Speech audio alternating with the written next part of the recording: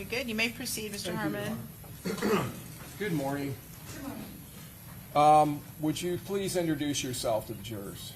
My name is Amara Drew, Amara Drew, and I'm employed with FDLE, which is the Florida Department of Law Enforcement. Okay. Let me ask you real quick about FDLE. Is FDLE, Florida Department of Law Enforcement, is that an agency that maintains offices statewide here in the state of Florida? It does. Is there an investigative branch to that agency? There is, yes. And are there laboratories That are is part? correct. There are. Okay. And are there laboratories that are maintained throughout the state? There are, yes. Is there one here in Tampa? That is correct. Now, and that's actually on North Lois here Yes. in Tampa near HCC. Is that right? That is correct. Okay. And is that where you work? Is that where your office is? Yes, I am located in the Tampa laboratory. Okay. And what position do you hold there, that lab? I am a crime laboratory analyst within the Firearms section at our Tampa laboratory. Okay. Can you tell the jurors your educational background?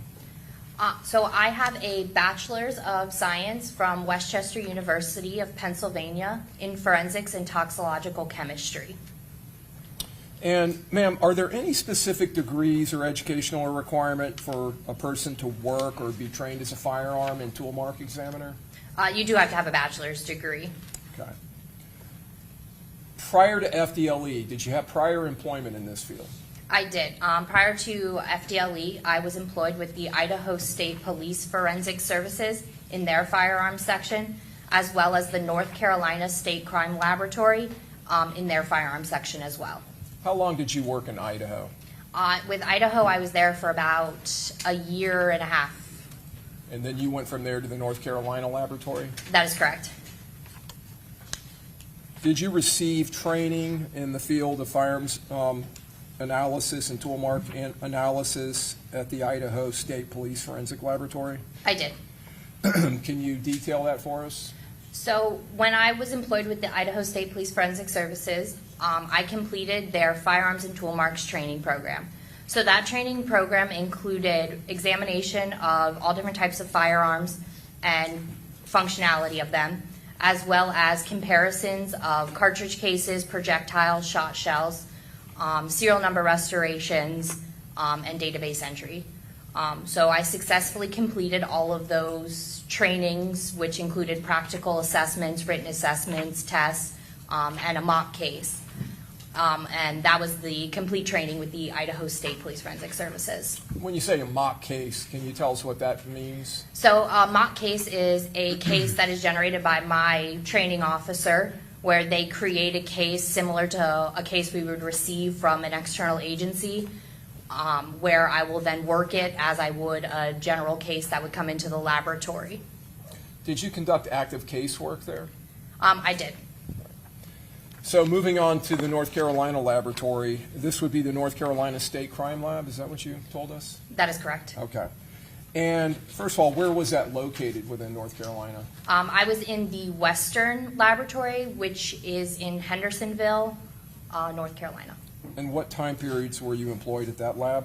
I was employed there from, I believe, July of 2020 to May of 2023. Did you undergo additional training there? I did. And did you conduct active casework there? I did. Was your position with both of those laboratories similar or generally the same as your position here at the FDLE laboratory? It was, yes. All right. And then at some point you left that agency and you came here to Florida? That is correct. All right. And how many total years here at Florida? I've been with Florida since June of 2023. So when you arrived here, did you receive additional training?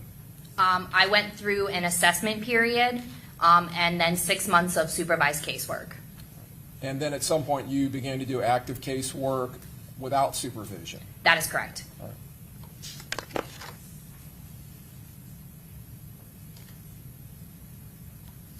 Do you continue to receive annual and continual training?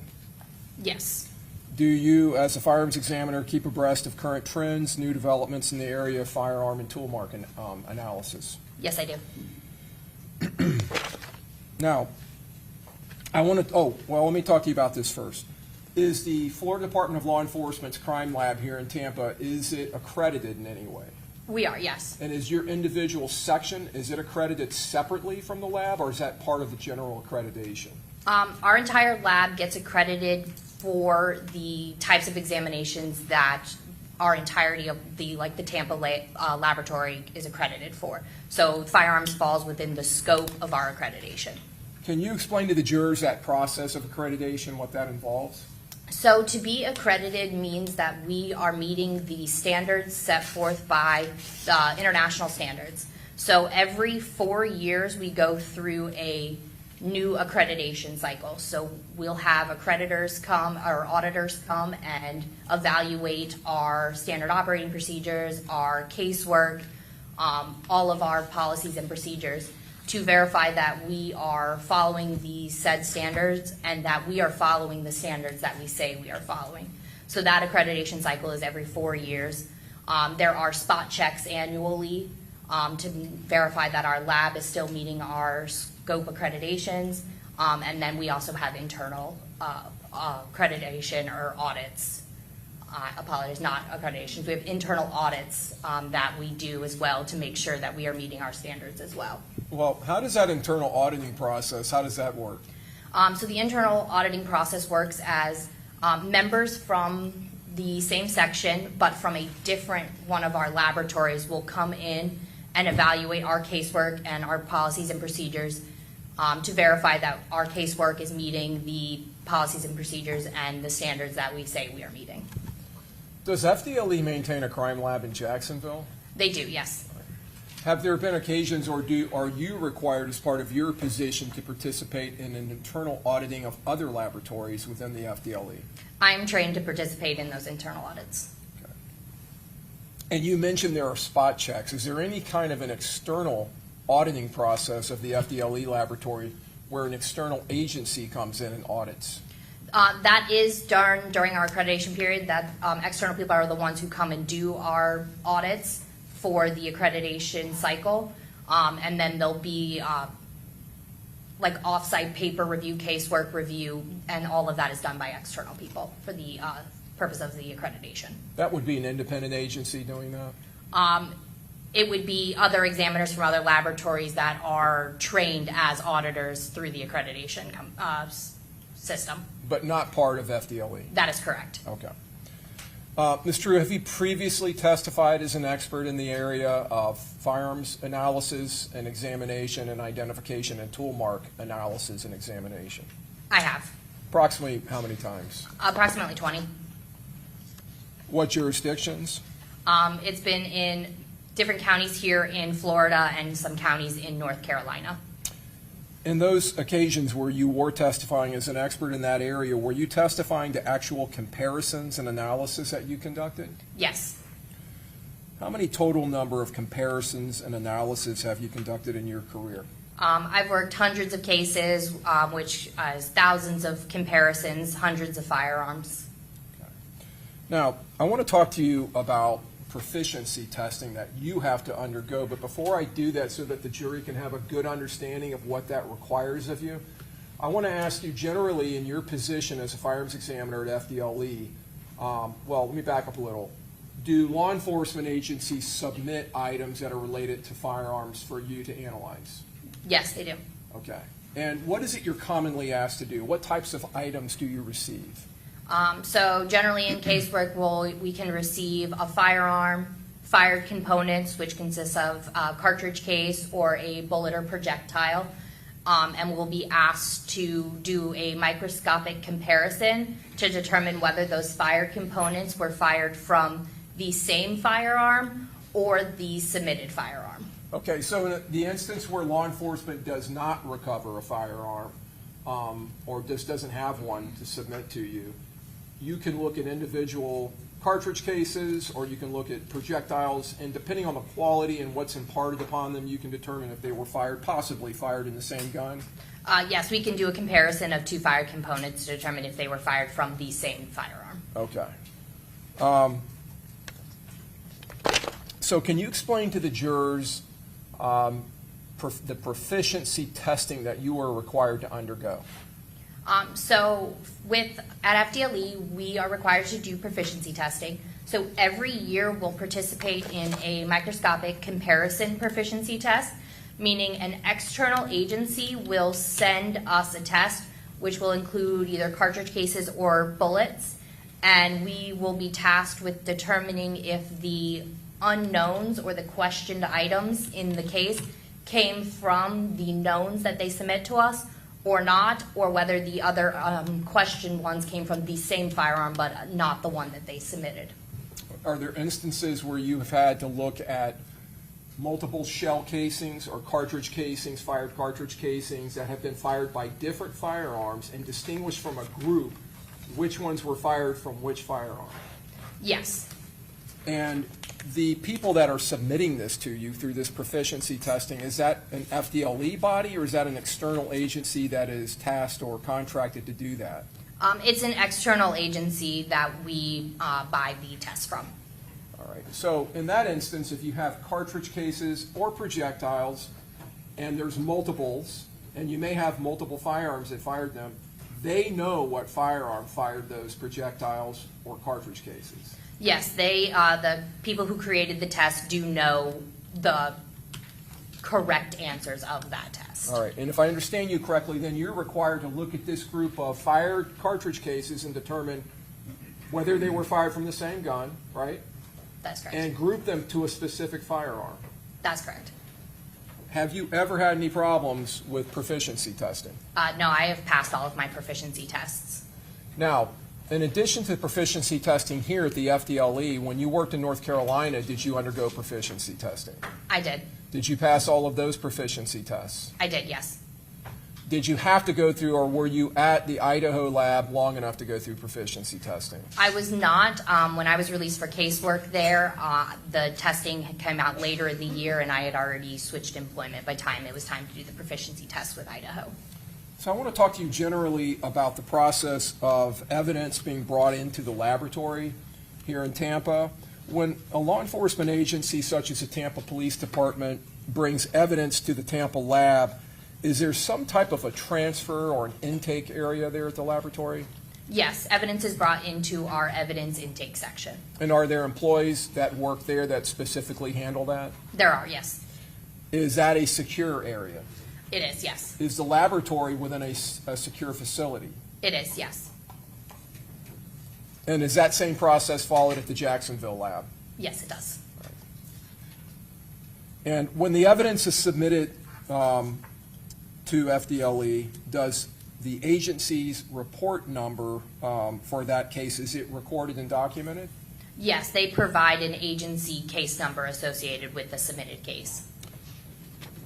And as in this case, where you have multiple submissions coming from different agencies, as far as that specific agency number, is there a unique and distinctive FDLE number that is assigned to that individual submission in case? Yes, every case that enters our laboratory is assigned a unique FDLE case number, and each item within the case is given a respective item number as well. And after you have conducted your analysis and examination, do you complete a laboratory report? I do. Is that laboratory report with your findings, does it go through a review process? It does. Can you explain that to the jury, what that entails? So when a case is complete and our work is, all of our work and examinations are complete and all of our results have been checked, we will generate a report that includes all of our findings for all of the evidence that we received, and it will go through a tech review, which a qualified analyst, another qualified analyst within the firearm section, will go through our report and our notes to verify that we followed our technical procedure, that we're not incorrect in any of our technical aspects, and all of the information is accurate and provided. Once it completes the tech review, it'll go through what's called an administrative review to make sure everything is spelled correctly, formatted correctly, and just grammatically correct all the way through. And once those passes through all of our review processes, then a report can be released. When evidence comes into FDLE from an agency like Tampa Police Department or Jacksonville Sheriff's Office, is there a labeling process that occurs? In what aspect are you referring? Does the employee within the evidence section that's receiving that evidence, do they create a label, or is at some point a label created and placed onto the packaging containing the evidence? So when the items come in and they are accepted into our LIM system, which is a laboratory information management system, once they are given that unique item number associated with that unique FDLE case number, a label is generated, and each item that comes in is given its own label. Okay. Now, if you receive, and you talked about some of your casework, if you received multiple cartridge cases, do each of them receive a designation as far as an item number?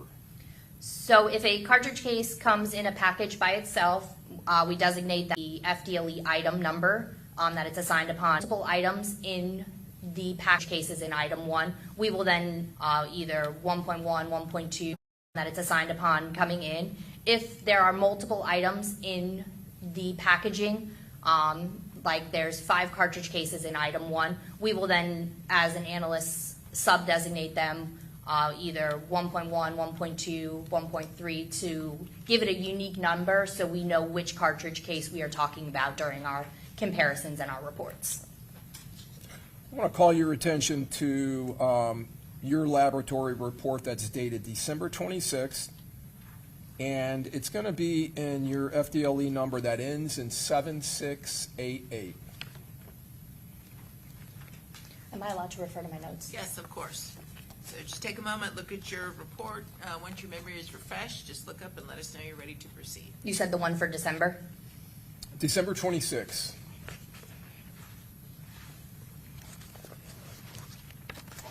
Okay, All right. Have you had a chance to look at it? I have, yes. Okay. Did you, in that report, receive a single 9mm casing? I did, yes. All right.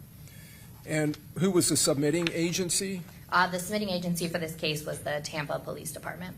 And who actually was the submitting person or officer? I believe it was Juan Ramos. Okay. And was that evidence that was submitted on September 18th of 24? It was, yes. All right. That fired 9mm cartridge case, did you give it an FDLE item number? It was, given one, yes. All right.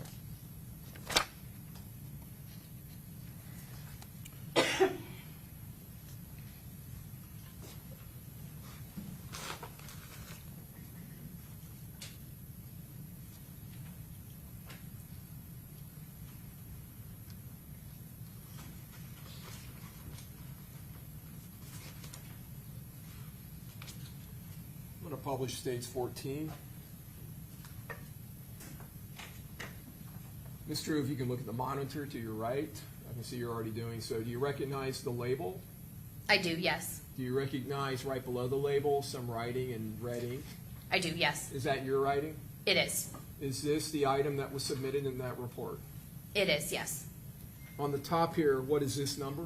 That number is the unique FDLE case number that it was assigned. And we see the reference where I referred you to 7688. That's correct. All right, and your item number 7? That's correct. And since this contains a single item in it, that is the item number for that item? That is correct. And the submitting agency is noted on your label? That's correct. And their report number or case number? Yes. Okay.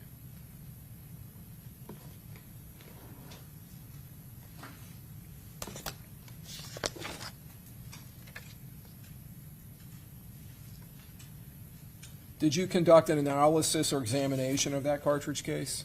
I did. So we didn't get into this earlier, but you told us the first step as far as the travel of evidence into the FDLE goes into the evidence section. When you're assigned to the case, which you were in this case, correct? Yes. All right. How do you retrieve that evidence to conduct your examination? So I'm assigned my cases by my supervisor. So once I'm assigned a case, I'm given a folder with a case tracking form in it. With that information, I will take the folder to our evidence window, and a member from our evidence section will retrieve the evidence and transfer the evidence to me via our LIM system. That's our laboratory information management system. And that requires a password from both them and me to electronically transfer to electronically transfer that evidence to me into my custody. Therefore, I can take it back to my work area to work. Is there a firearms section or area within the secured facility? There is, yes. And that's basically your laboratory, individual laboratory? Yes, so we have a firearms section, and then within that section, I have an office workspace as well. So you retrieve this item. Is it in this packaging that we're looking at? Yes, that's how I received the item. And is this a common type of packaging that you receive firearm evidence such as cartridge cases, fired projectiles, Yeah, it can be. paper envelope, Yeah, sometimes plastic bags? yes, it can be. When you get back to the laboratory with this, before you open it, do you take some type of precaution, or do you put something on your hands? We'll generally wear gloves in order to protect ourselves from any contaminations that could be on evidence. And at some point you open the package, remove its contents? That's correct, yes. All right.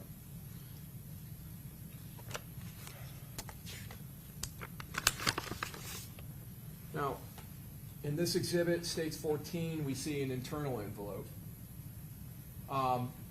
Let me just go ahead and jump ahead. Once you complete your analysis and examination, do you place the item back into this packaging? Yes, I do. And when the item is received, we see this red tape. It says evidence on it. Is that something you frequently see when you receive packaging of evidence from law enforcement? Yes, it is. And when you open the envelope, do you cut through that tape, or do you try to avoid doing that? I'll try to avoid it to try to cut in an area that does not already have an evidence seal. All right. And then when you reseal the package, do you then place tape, similar tape from your agency? I do, yes. All right. Now, this tape here, we can see the F and the D. We can't see the LE, but is that your tape? That is, yes. Okay, down here we can see the L and the E. All right. And when you seal it back, do you write something on it? Yes, so I will initial and date my seals, so I know that I'm the one who sealed it and when I sealed it. All right. And then is this taken back to your evidence section? Yes, when I've resealed evidence and it's ready to be returned, I will transfer it back to the evidence section for them to retain it until the agency comes and picks up the evidence. On this internal envelope, do you see your handwriting up here above my finger? Yes, that is my handwriting. Is that your initials right above my finger? That is, yes. And this is the unique FDLE number or a portion of it? Yes, And your item number? that is correct.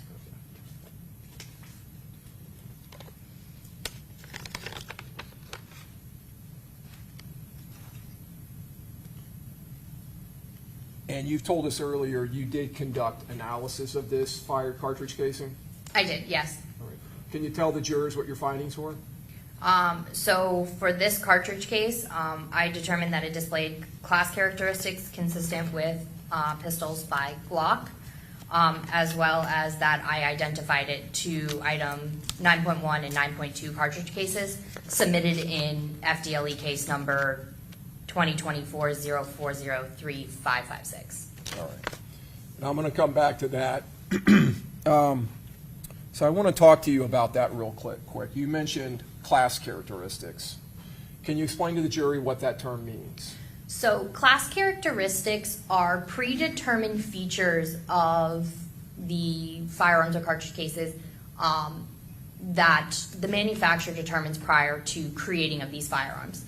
So for a cartridge case, the class characteristics could be the shape of the firing pin or the type of detail, whether it's parallel detail or circular detail. Or for a projectile, the number of lands and grooves, which are the portions of rifling, which is cuts down a barrel in order to provide stability for a projectile traveling down the barrel of a firearm. So these class characteristics are predetermined. So this can kind of be thought of like when you're looking for your car in a parking lot. You know that you have a gray Jeep Gladiator. So you know you're looking for a gray Jeep Gladiator. That's how you bought it. That's how, you know, what the type of thing you were looking for. Okay.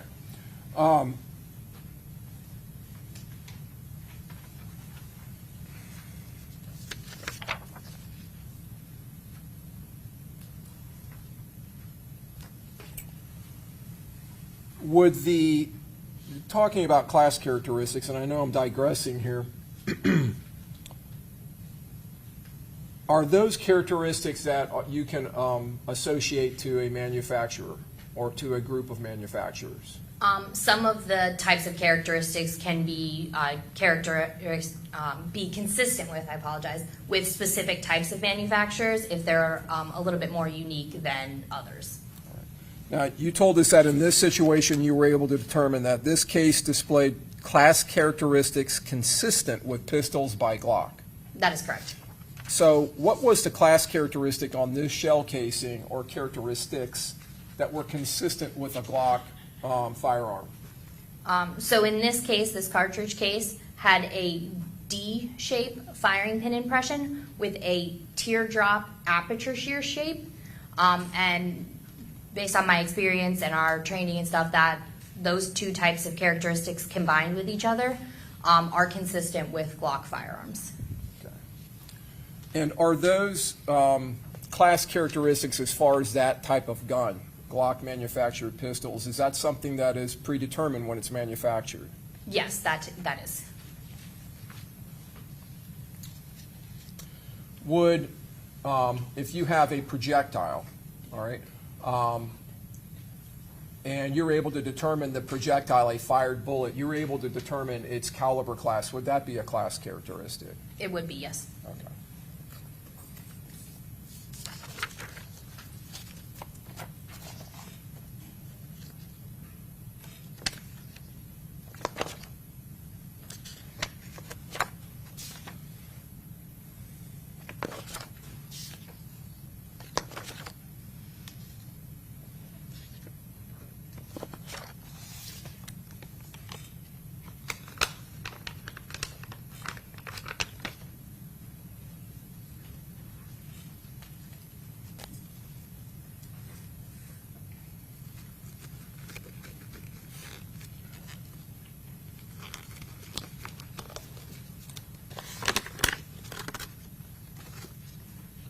Publishing the content of States 14.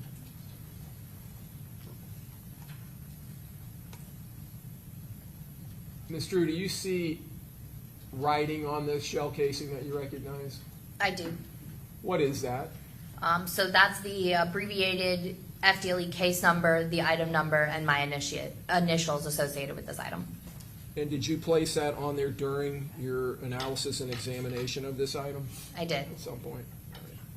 So now I've turned the projectile. We can see that it is empty. I'm sorry, not projectile, the cartridge casing. It's empty. So this is a fired cartridge case. That is correct. Okay.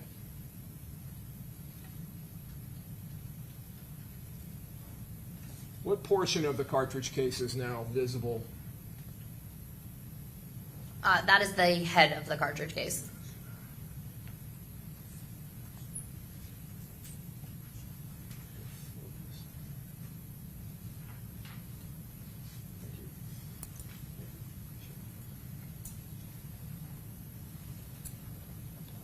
The markings on that portion of the cartridge case, is that commonly called the head stamp? The writing, yes, that is the head stamp. Okay. Is the caliber designated? It is. And is that the 9x19? It is. So 9x19, is that a way of indicating 9mm? It is. That is correct. Sometimes 9mm Luger Yes. is another way of saying it? Okay. And this is a cartridge case that would be suitable for firing in a 9mm caliber handgun? That is correct. And do we see another mark on the top, MXT? Yes. And is that designation for the brand or manufacturer? It is, yes. And did you determine what that stood for? I believe it's Max Tech, but I'm not entirely sure. Okay. And the 23, could that potentially be the year of manufacture? It could be, but I do not recall the exact meaning. Okay.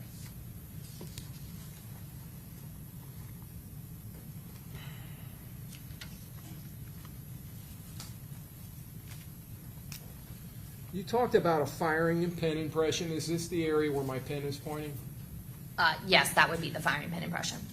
Okay.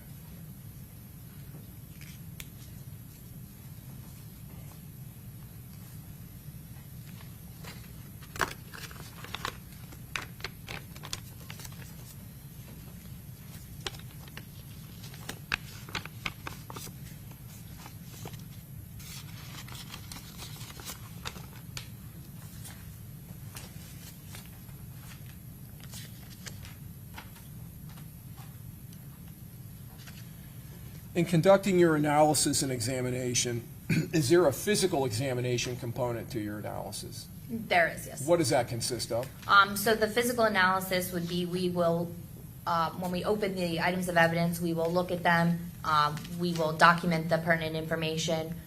So the caliber, the material, the shape of the firing pin impression, for instance, for the cartridge case. So this physical analysis can be us just looking at it, or we can use our microscope if we need to see stuff a little bit better as well. And is there a secondary part to your examination past the physical examination, a potential second part? Yes, so after our physical examination and we've determined what the class characteristics of the items are, we can move on to a microscopic comparison type of examination as well.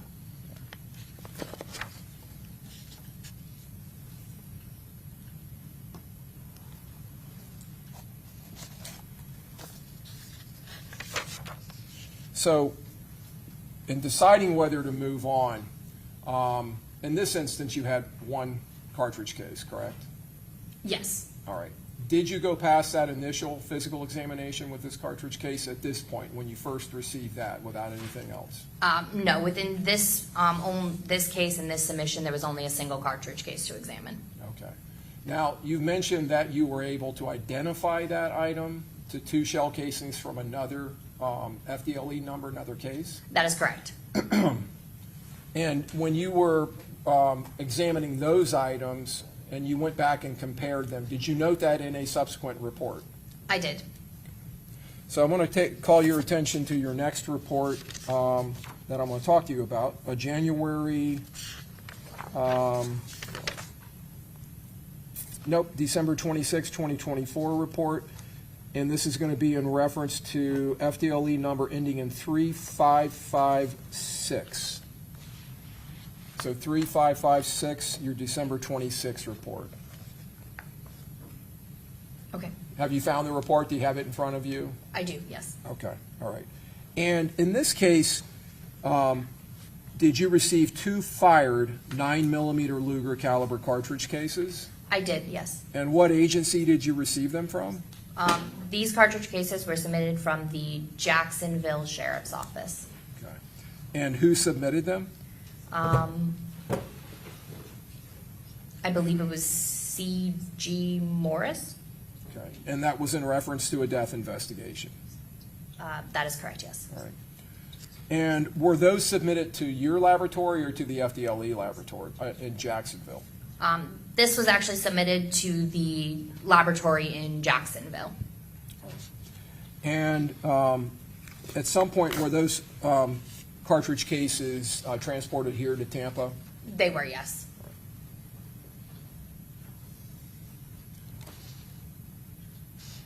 Now, did you examine those 2 fired 9mm Luger caliber cartridge cases? I did, yes. And when they came into your laboratory under this different FDLE number, did you assign an item number to the package? Yes, they were assigned an item number. And what item number? They came in as FDLE item 9. And did you give individual item numbers to the 2 different shell casings? I did, because there was 2 of them. They were named 9.1 and 9.2.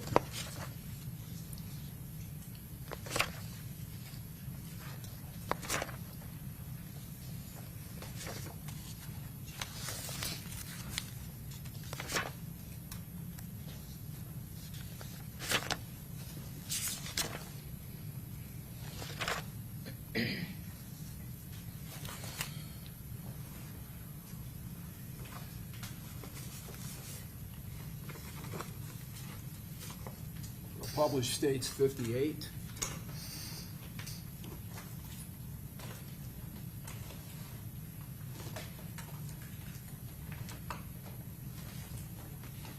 And I'll ask first of all, do you recognize that yellow label and handwriting below it? I do, yes. Is this the label prepared when this items were brought into the Florida Department of Law Enforcement laboratory? It is, yes. Does it contain the submitting agency Yes. and that agency's case number? It does, yes. And in fact, that agency's item number That is correct, for yes. this evidence, okay. And does it contain your item number? Yes, sir. And your individual unique FDLE number. Yes. All right, now down below here, that's your writing again? It is, yes. All right. Your initials, your FDLE number, and the item number? That is correct. Did you follow the same process when you received this evidence for analysis? I did, yes. Take the same precautions? Yes, sir.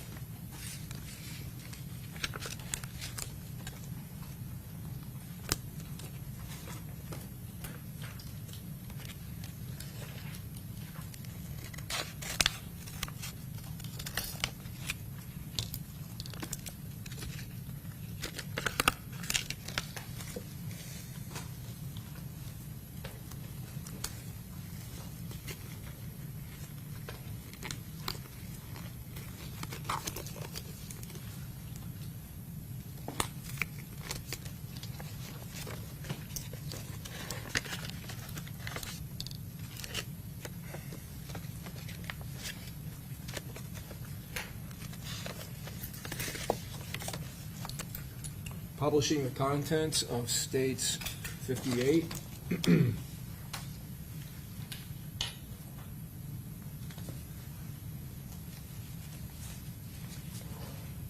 During your analysis of these items, did you again mark them? There. Yeah. Let me try not to touch it with my hand. Let me just do one at a time, I guess. Okay. That is my markings, yes. Okay. And this would be 9.2? That is correct. All right. And then the other item, you see your writing on here? See if it'll focus. It's not focusing. There we go. That is my And markings. this is 9.1. That's correct. Okay.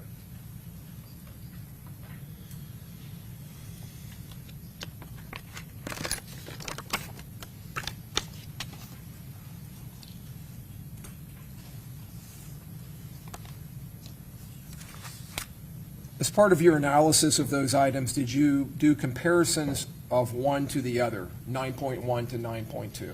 I did. Okay, what were your findings? I concluded that the cartridge cases were identified to each other. Okay. And did you locate class characteristics on either or both of these cartridge cases? I did. What were your findings as to class characteristics? I determined that the class characteristics were consistent with pistols by Glock. Now, since you're identifying them to each other, and I think you told us earlier that you identified both of those as being fired in the same firearm as the exhibit in States 14, your item number 7. Is that correct? That is correct, yes. All right. I want to talk to you about that term. Can you tell the jurors what you mean by an identification when you're talking about shell casings or, cartridge cases or projectiles? So an identification means that they were fired from the same firearm. Okay. I want to ask you about other potential findings. Okay, so you have a finding of identification. What about a finding of elimination? What does that mean? So an elimination, meaning that the two items were not fired from the same firearm. It could be an elimination on class characteristics, meaning those predetermined characteristics were different. So say a D shape versus a circle or an elliptical shape. Those would be a difference in class characteristics. Or it could be an elimination on individual. So those are the finer, more specific details that we would potentially use for an identification. There's significant differences in those finer details that indicates that these were fired from two different firearms. All right. Now I'm going to come back to that and talk to you about individual characteristics. You mentioned, before we move on, D and circular as far as impressions on a primer on the shell casing. All right. So let me go back to the States 58 and show you one of these shell casings.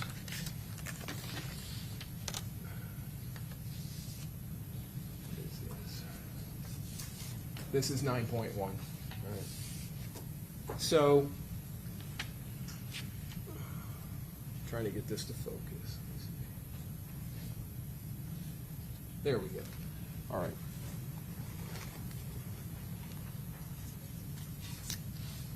You talked about this impression being left on this portion of the shell casing. That's correct. This is the head of the shell casing? Yes, that's the head. Okay. This silver area here, what is that called, or what is that? That is the primer of the cartridge case. What is the purpose of the primer? The primer is the component of a cartridge that is struck by the firing pin or the striker of a firearm, which ignites or creates a spark when it is struck, which ignites the gunpowder or propellant that is housed in the cartridge case. And when that burns, it expands the cartridge case and allows the projectile to be pushed out and down the barrel of the firearm. All right. So when you're talking about a D shape, are you talking about the shape of this impression on the primer mark that's been left by a firing pin or striker? That is correct, yes. And the shape of that, is that associated to the very tip of the firing pin or the striker? It is, yes. And that would be the portion that actually makes contact with the primer? That is correct, yes. And that shape can vary with different manufacturers, different types of guns or brands? It can, yes. Can it vary within one brand of gun, like Glock, depending on what generation or iteration of that or what model? It can, yes. And are those, you said those are, I believe you termed it pre-known characteristics? Or Yes. So predetermined? Predetermined. The manufacturer will decide this prior to creating or making this firearm. And is that something that you document and is documented within the field of firearms analysis? Generally, yes.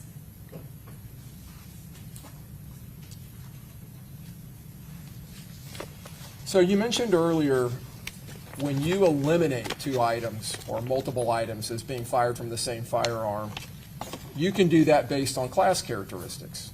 Yes, we can. So in this instance, you found class characteristics for 9.1 and 9.2. These two shell casings submitted by the Jacksonville Sheriff's Office in States 58 that were consistent with having been fired in Glock pistols, correct? That is correct. All right.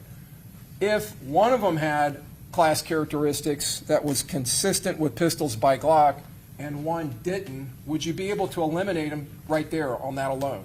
Yes, so if one came in with that D shape and the other one came in with a circle or a hemi or an elliptical shape firing pin, we can eliminate that right away. All right. So I'm going to take a little deeper dive with you here in class characteristics.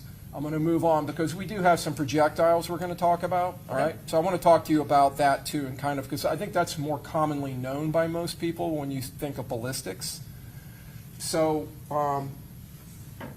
class characteristics on a projectile. What type of class characteristics are potentially found on a fired bullet or a fired bullet jacket, such like where the jacket may have separated from the rest of the bullet from the core?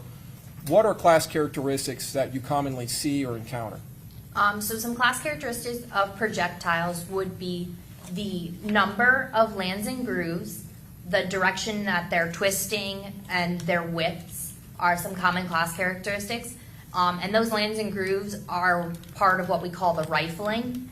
And those are helical grooves that are cut down a barrel for stability purposes of firing the projectile. Okay, so that is something that is manufactured into the barrel? It is, yes. So when you're looking down the barrel, that would be in the inside of the barrel. Would that be accurate? Yes. The rifling?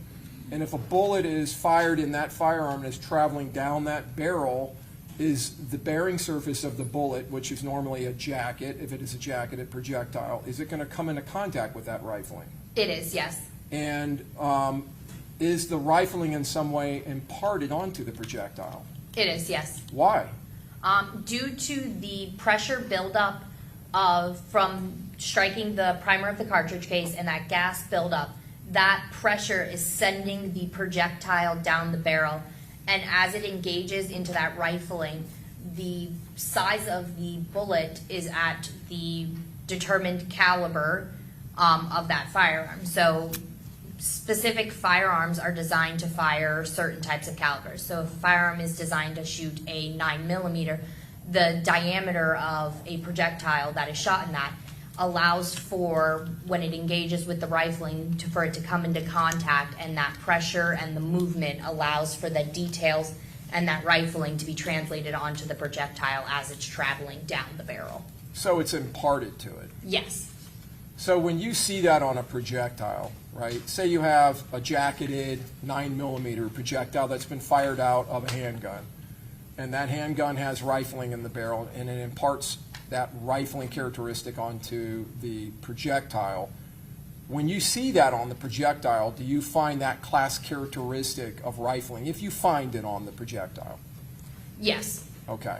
And that would also be a class characteristic of the firearm, right? It is, yes. And they match as far as class characteristics. Correct. I'm not talking about identification, specific identification. Correct. So if the firearm has 6 lands and grooves, and the projectile has 6 lands and grooves, that would be a consistent class characteristic.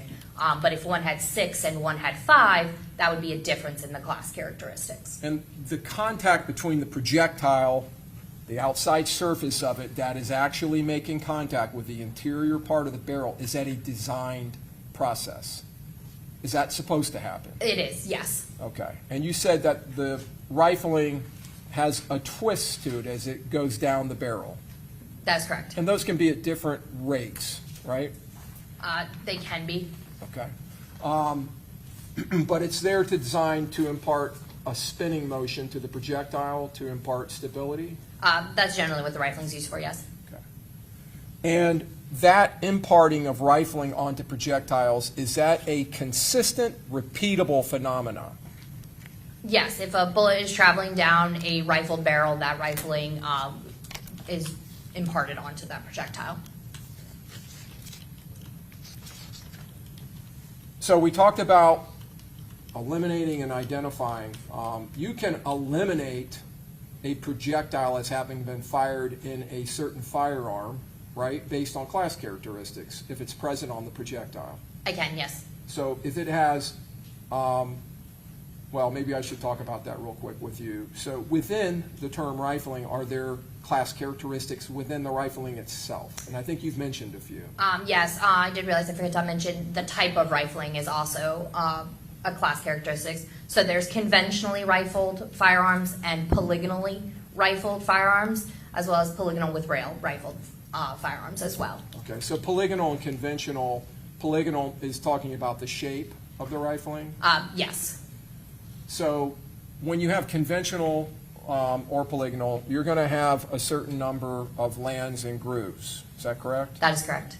And depending on the manufacturer, the type of firearm, Glock or Smith & Wesson or an H&K or whatever type of handgun we're talking about, a Sig Sauer handgun, you may have a different number of lands and grooves, correct? That's possible, yes. And the twist, the direction of the twist, whether it's right or left, may be different? Yes, they can differ as well. Are those class characteristics? They are, yes. Can they, when that impression is left on the bullet, can you tell if they are all present, the number of lands and grooves? We can, yes. Can you tell the direction of twist? Yes. All right.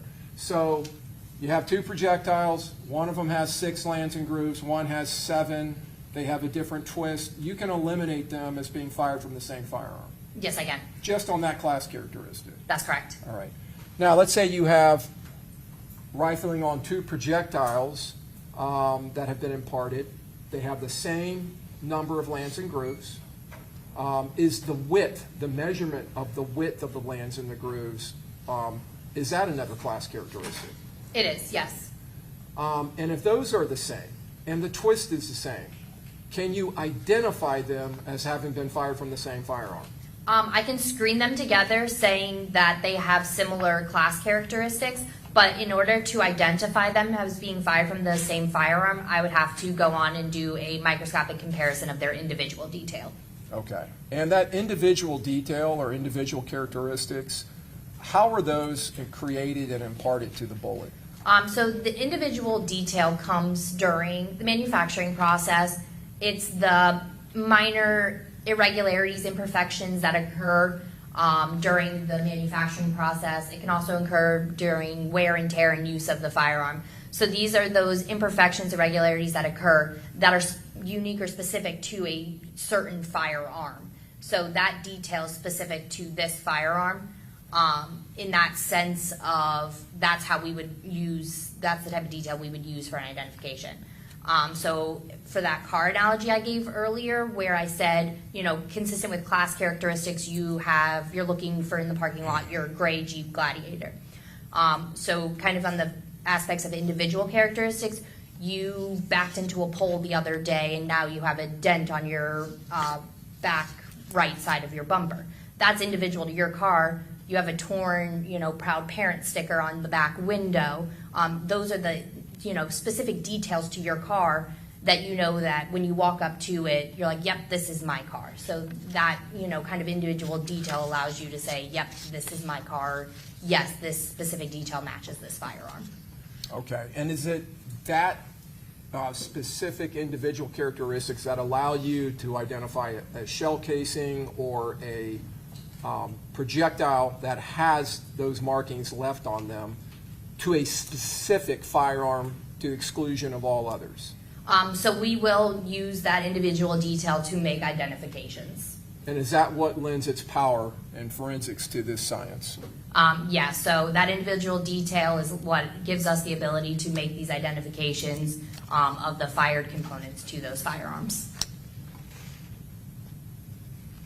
Those type of individual characteristics through the manufacturing process, are they commonly imparted to the rifling during the rifling, the process of rifling the barrel?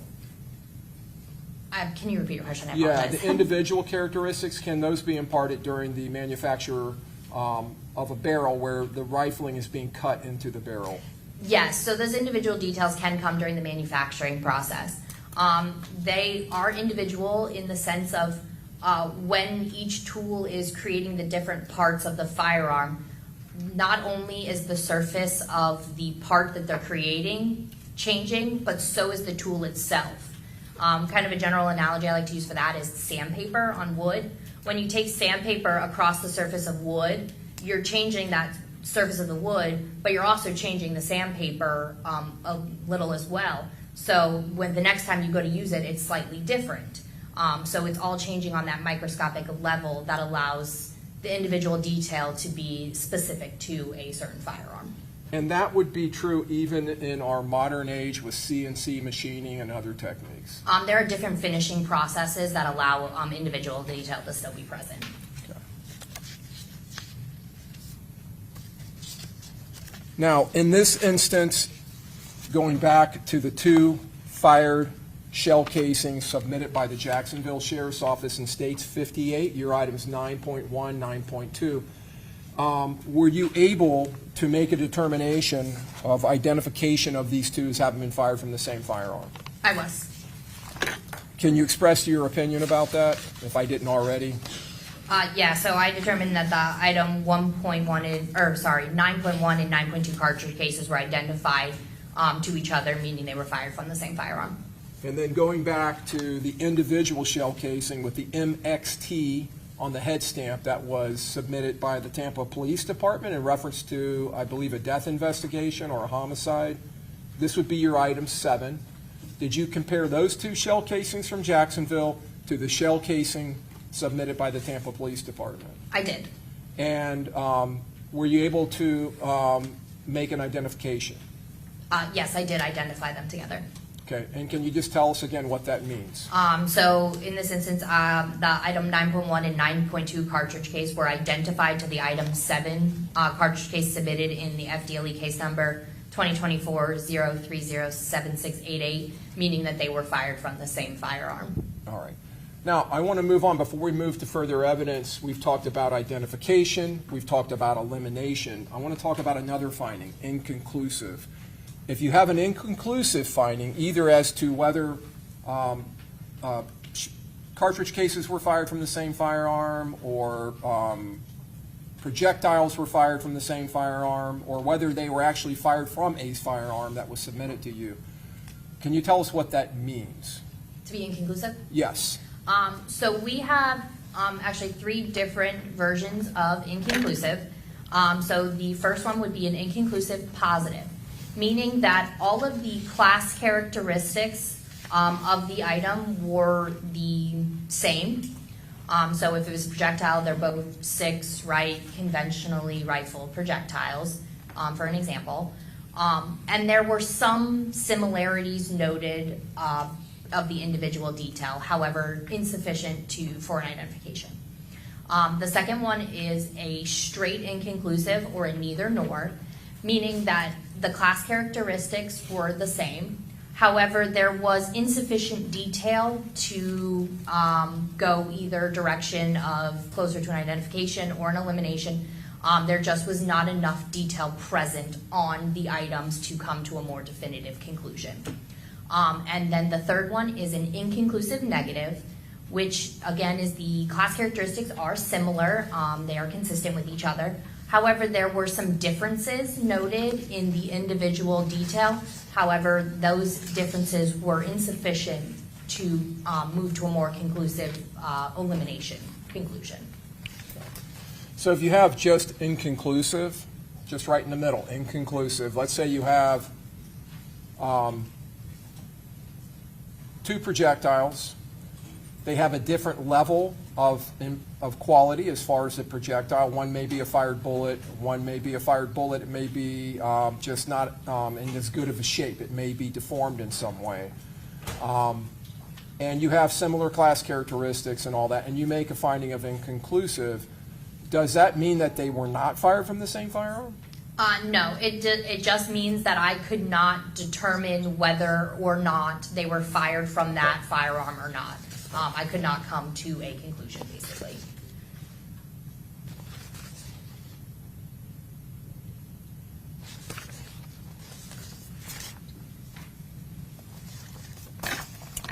All right, I want to move on to your FDLE report number. This is going to be, again, submissions by the Tampa Police Department under that original case number with the single shell casing, 7688. And this is a death investigation, is that correct? That is correct, yes. All right, and this is going to be, I'm referring you to your January 9th, 2025 report in reference to 7688. Now, were there additional items submitted by Detective Juan Ramos on August 21st and December 19th? There were, yes. All right. And were there multiple items contained within that submission? There was, yes. And were they coming in under different labeling? I'm sorry, different packaging? They would be in their own separate packaging.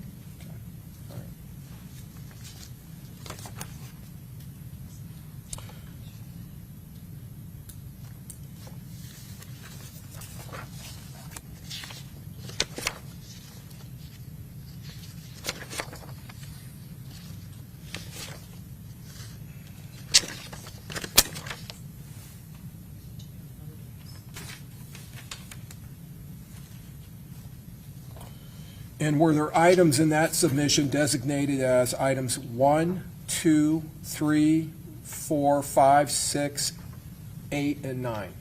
There were. Okay.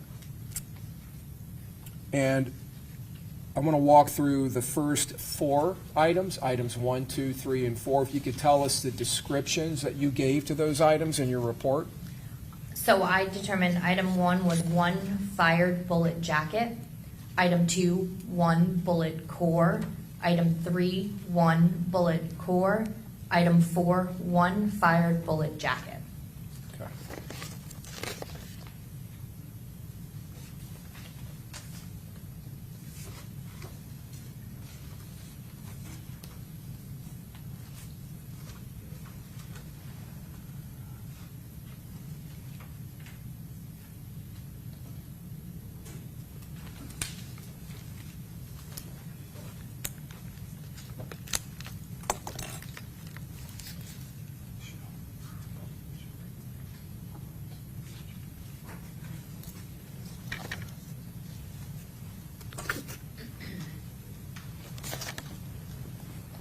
Okay, I'm going to publish states 33A.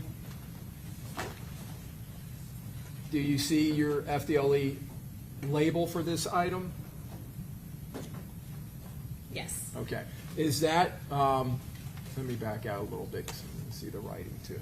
Do you see your writing down here below that label? That is my writing, yes. All right. And is this in reference to 7688, your FDLE number? That's correct. And this is going to be item number 1, is that correct? That is correct.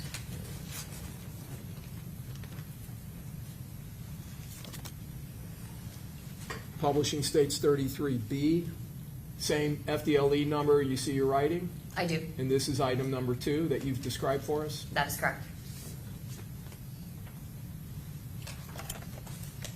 33C, again, is this going to be your item number 3 packaging? It is, yes. 33D, and your item number 4? Yes.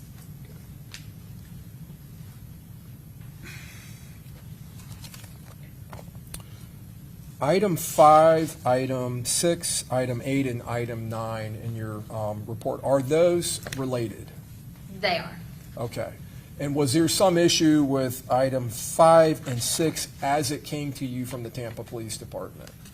When I received those items, there was a mix-up of the labels on the boxes themselves. What was said to be in one box was actually in the other, so they had to be remedied. How did you remedy that? So when the error, the mislabeling was found, we contacted the agency in order to return the evidence to them for it to be corrected, and then it was resubmitted with the correct labeling. And when it came back into our laboratory, it was actually given new FDLE item numbers due to the change of the agency item numbers. All right. And during all of that, these items were secured within their packaging that they came in?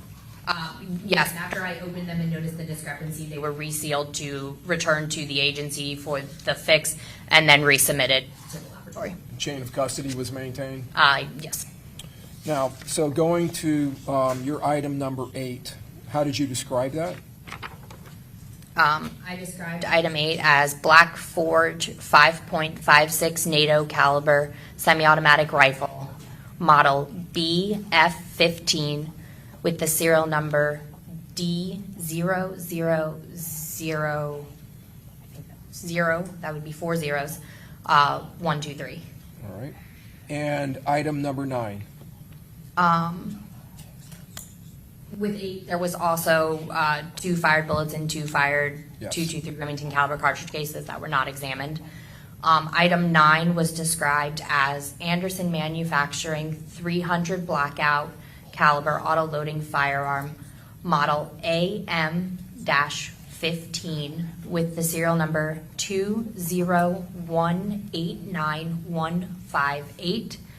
And also there were 2 fired bullets and 2 fired 300 blackout caliber cartridge cases that were not examined as well. So in both of those items, the 5.56 caliber semi-automatic rifle and the 300 blackout auto-loading firearm, with both of them you received fired bullets. In the case of the Black Forge 5.56, your item 8, they were actually .223 Remington caliber cartridge cases, and you received 2 fired bullets also, right? That's correct. You were not asked to do anything with those, correct? No, I was not. Is it uncommon or common to receive test fires with submitted firearms from law enforcement where they have actually test fired the weapon? It depends on the agency, but some agencies do test fire some of their firearms. Okay. And the same was true for item number 9, 2 fired bullets and then 2 fired 300 blackout caliber cartridge cases? That's correct.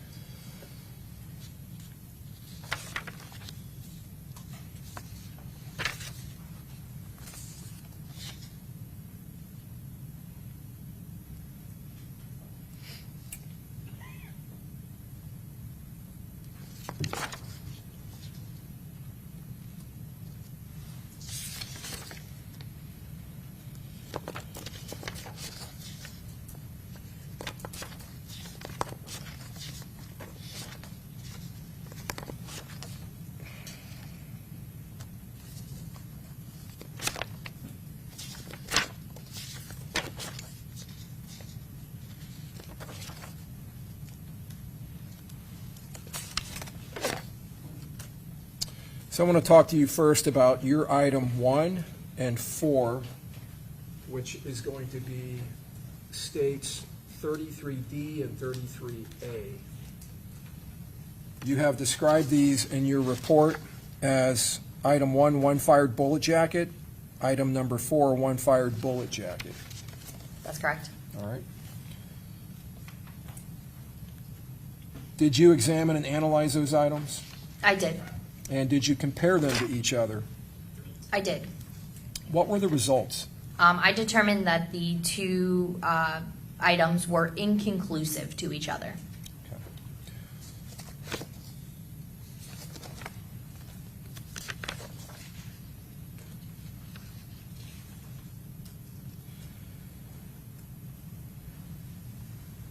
Item 4, again, described in your report as one fired bullet jacket. Were you able to determine what caliber class that bullet was? I was. How were you able to do that? So based on its design features, I was able to determine what caliber class family it fell in. Okay. And what was the caliber class for item number 4? I determined it was a 22/5 millimeter caliber class. All right. Now, 22 5mm caliber class, does that class contain several different calibers? It does. Would it contain 223 Remington? Yes, Would it contain 5.56 NATO? it does, yes. And while we're talking about those two, 223 Remington, is that a suitable cartridge or a suitable caliber to be fired in a rifle that is chambered in 5.56 NATO? Yes, you can shoot a 223 Remington in a 5.56 NATO. Okay. And in fact, those test fires you received from TPD in reference to, I believe it was your item 8, the Black Forge 5.56 NATO caliber rifle, were in fact 223 Remington, right? Yes, Okay. That 22 5mm caliber class, does that contain 9mm? it does not. Does it contain 300 blackout? It does not. Are each of those calibers in their own distinct caliber class? They are, yes. Okay.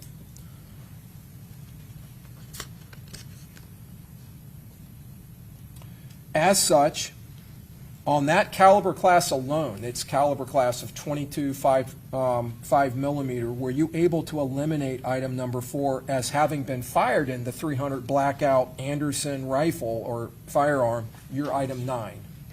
Due to being able to determine the caliber of item 4 and determining that it was in that 22/5mm caliber family, a comparison was not done to the 300 blackout firearm because they were different calibers, meaning that was not fired from that firearm. Right, just based on that, then that's a class characteristic. That is, yes. Okay. Real quick, going back to your items 2 and 3 that are states 33B and C, you have described those as lead core. Bullet cores, yes. I'm sorry, lead bullet core, all right? And were they of any value for microscopic comparison? No, they were not. Why not? So a bullet core is the inner part of a projectile. So this can kind of be thought of like an M&M. So the core is like the chocolate center of an M&M, and the bullet jacket is like the candy coating. So as a bullet is traveling down the firearm, only that jacket or outer portion comes in contact with the rifling, not the inner portion. So since that core does not come into contact with the part of the firearm where we would get our detail for comparison purposes, it has no value for us for microscopic comparison.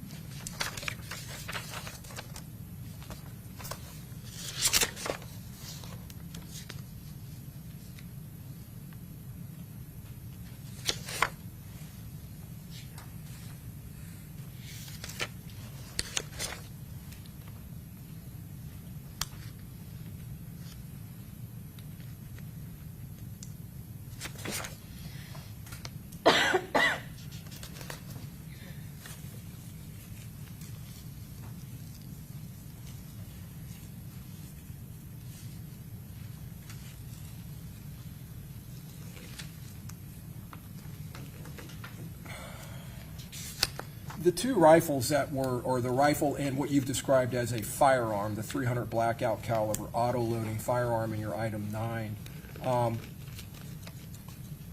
you've described these, well, you described your item 8, which is the 5.56 NATO caliber rifle, as being a semi-automatic rifle, right? That is correct. Okay, what does that mean? So semi-automatic means that with a single pull of the trigger, one round of ammunition will fire. And during the cycle of fire, so you will load a firearm, a cartridge will enter the chamber, you will pull the trigger, it'll fire. That pressures that I was saying earlier that build up, that send the projectile down, will also send the carrier group rearward, extracting and ejecting the cartridge case, and then it will load a subsequent cartridge as long as there is one remaining in the magazine.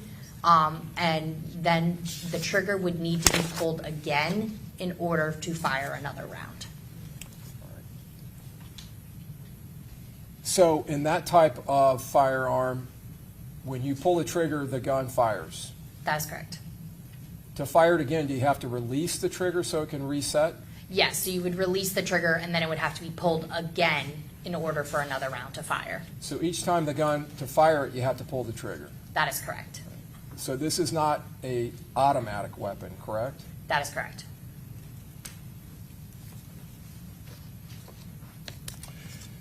We'll start with 8, the Black Forge 5.56 NATO caliber semi-automatic rifle. Did you conduct test firing with that rifle? I did. And did it function as designed? It did. Did its safeties function as designed? They did. Does it have an external manual safety? It does. Did it function as designed? It did. Is that firearm designed to expel a projectile under the force of an explosive? It is, yes.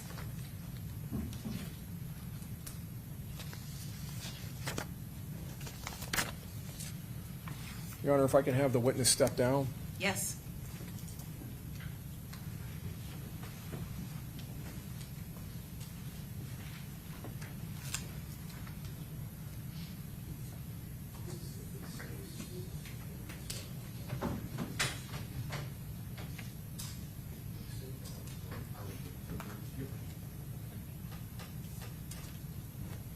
If I can have the witness stand in front of the jury box, Your Honor. Yes. Mr. You can come over here. So there are things on this I want the jury to see. We can't magnify it because it's too big on that elbow. So I'm going to ask you first. I'm just going to ask you to confirm that Dale is finding that it's safe. Firearm is clear. First of all, maybe it would help if you stood here. I don't want to block this. We talked about the manual safety, so I'm going to have to turn it over to keep it pointing in the safe direction. Or maybe I can just turn it up. Okay. So where is that located on this firearm? So on this firearm, this portion right here is the manual safety. Can you all see that in the back? Your Honor, can I ask if they can see it? Yep. Okay, everyone can see that? All right. So to fire the weapon, what direction does that have to be in? So in this position, with it pointing upwards and that lever being kind of downwards, that is in the fired position. And are there some type of markings, roll marks on this firearm? There are. I know it's kind of dark here. That indicate that that is a firing position? It is, yes. Okay. And there's no position behind that, correct? Not on this firearm, no. So then to place it on safety, you have to push it back this way? That's correct. All right. And to do that, this has to be cocked, right? So I'm going to go ahead and do that. I don't know if that will work or not. This may be keeping it from cocking, right? Yeah. The zip tie. But normally that can come back in a horizontal to the gun and it'll be in safe? Yes, that would be the safe condition.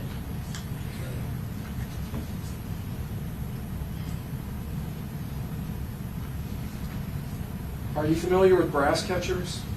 I've seen them. Okay. And you're familiar with how they function? Yes. When a brass catcher is attached to a firearm like this, does it go over this area, the ejection port? Yes, it'll be housed and like secured to the firearm in this part. So during the cycle of fire, when the cartridge case is being extracted and ejected or kicked out of the firearm, that is in place in order to catch it so it remains in that basket. So to fire this gun, what does one have to do? So in order to fire this firearm, the first thing we would do is load a magazine. The magazine would then be inserted into this portion of the firearm right here, the magazine well. On this type of firearm, this part right here is called the charging handle, will be pulled rearward and then let go. By pulling this rearward, this bolt will travel to the back of the firearm, and as you release it, it will come forward, stripping a round of ammunition from the magazine and pushing it into the chamber of the firearm. At that point, the firearm is ready to fire. As long as the safety is disengaged and isn't in the firing position, the trigger would be pulled, the firearm would fire, that gas pressure would send the projectile down the barrel of the firearm, and that gas would then travel backwards and up the firearm to push the bolt, this part of the firearm right here, rearward, extracting, ejecting the cartridge case, and then the spring that's housed in this portion of the firearm would then push the bolt back forward, putting another round of ammunition back into the chamber of the firearm. And that process you just described, from firing going forward to stripping another round off the magazine, is that an automatic process that the user doesn't have to do? That part is. So the only part is the initial charging of the firearm, is pulling the charging handle, and pulling of the trigger are the two parts that the user would do. So in that mode, would it be fair to say that the firearm can continuously be fired by pulling the trigger until the magazine is depleted of ammunition? Yes, after the trigger resets, each pull of the trigger will keep firing as long as there's a round in the magazine. But again, the trigger has to be pulled each time. If you can just stay here, I'm going to go get the other firearm.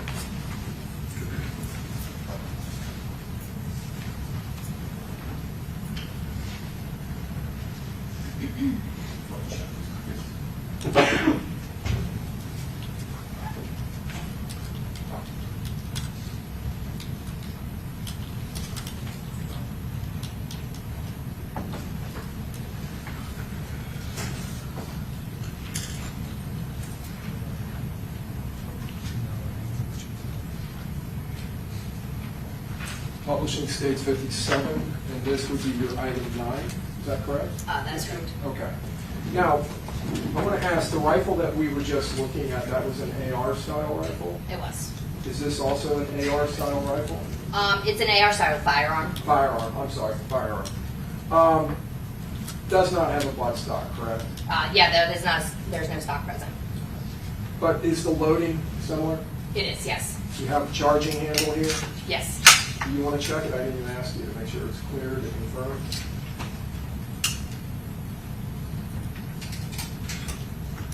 The firearm is clear.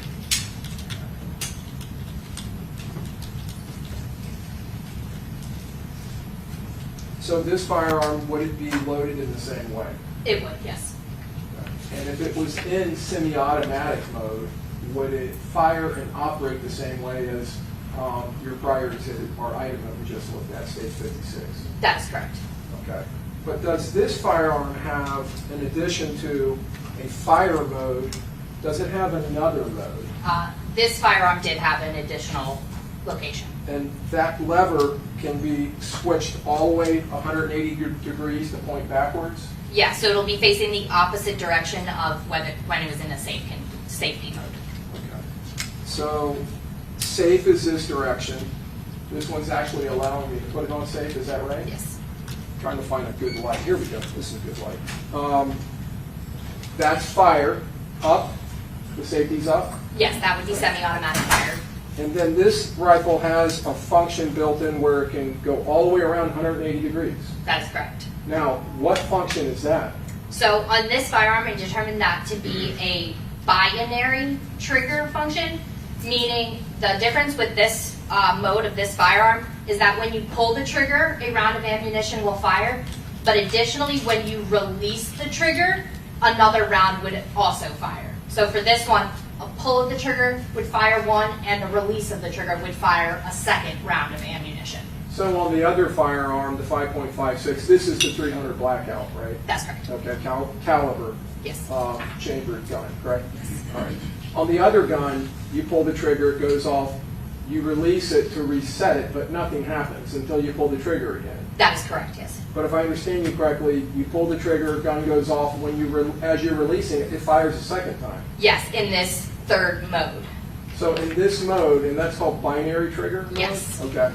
So that binary trigger mode would allow you basically to get 2 for 1. Every trigger pull, you're getting 2 rounds. Yes, a pull and a release would be 2 Does that- fire rounds. Would it be fair to say, well, let me ask you, does that allow for a higher cyclical rate of fire?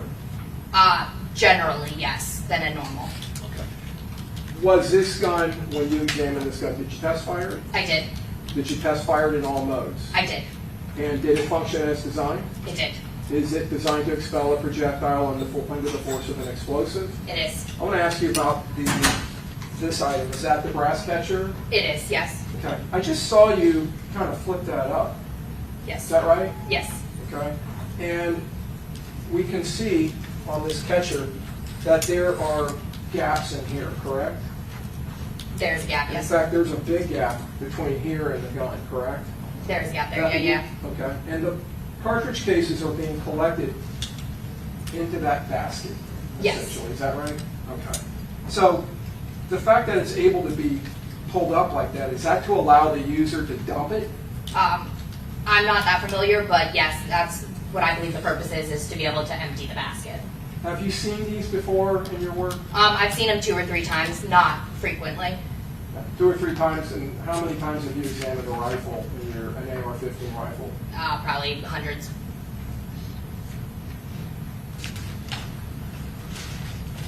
Thank you, ma'am. You can return to the witness stand.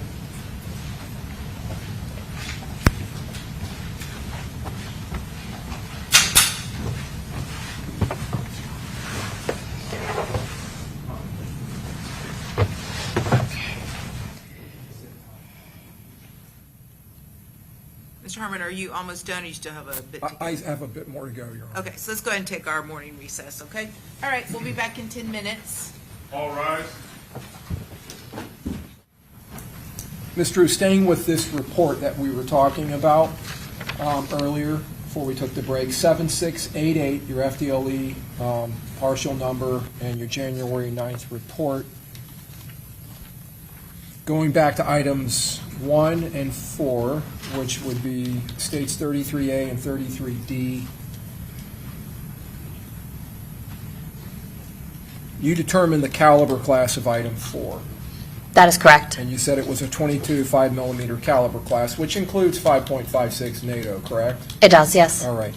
And did you compare that projectile, since it's the same caliber class as item number 8, the Black Forge 5.56 NATO caliber rifle that we were looking at, did you compare that to that rifle to see if it may have been fired from that rifle? I did do that comparison, yes. What were the results of that? I determined that it was inconclusive to the rifle, the item 8 rifle. So, being inconclusive, is it still possible it was fired in that rifle? I mean, it is possible, yes. There's just insufficient detail. Okay. So there's nothing to say it wasn't? That's correct. And item 1, which was also in your report described as a fired bullet jacket, was there enough material and enough left in that item for you to determine its caliber class? I could not determine the caliber class of the item 1 fired bullet jacket. But there were class characteristics that allowed you to eliminate that as having been fired in the 300 blackout, your item number 9? That is correct, yes. Okay. And did you compare item number 1 to the fired bullet, make sure I'm describing it correctly. Yes, the fired bullet jacket in item number 1, did you compare that to item number 8, the Black Forge 5.56 NATO caliber rifle that we looked at earlier? Yes, I did compare item 1 to the item 8 rifle. What was the result of that comparison? That comparison was also inconclusive. All right. So, asking you the same question, is there anything to say it wasn't fired in that firearm? No, again, there was insufficient detail to determine any conclusion besides inconclusive. So it could have been fired in that firearm? That is a possibility. but definitely not in the 300 blackout. That is correct. It was eliminated to that firearm. How was it eliminated? You said it was on class characteristics? Yes. What were the class characteristics that allowed you to eliminate it? I'm going to refer to my notes real quick. And the reason I'm asking is I know you were unable to determine its caliber class. So for the elimination of the class difference between the item 1 to the item 9, the 300 blackout firearm, was a difference in the groove width. So I was able to have present enough of the bearing surface to measure the groove of item 1 and the grooves of the firearm, and they were different widths. Okay. And the grooves, meaning the grooves of the rifling? That is correct. All right. And just publishing item 33D,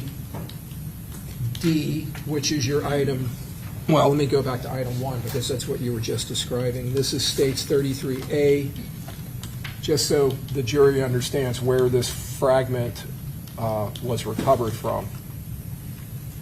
Oh yeah, according to the packaging from the left perial cavity. Right. And then your item number 4. According to the packaging, jacket from right chest.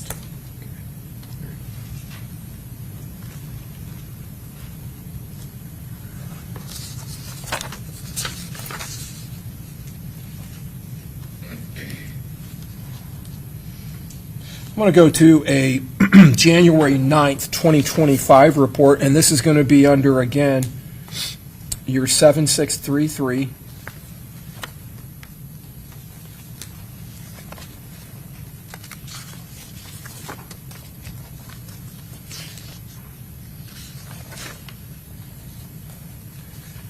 This is in reference to victim Charles Jones. And an offensive assault in Duval County. You said 7633? Yes. Okay. So distinguishing it from your 7688, which was submitted by TPD, by the Tampa Police Department, this is 7633. In this case, the submitting agency is the Jacksonville Sheriff's Office. That is correct. And the submitting officer is a C. Drabeck, Detective Drabeck. Yes. And that's in reference to victim Charles Jones and an offense of assault. Yes, that is what I have.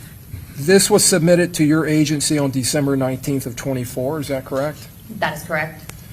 And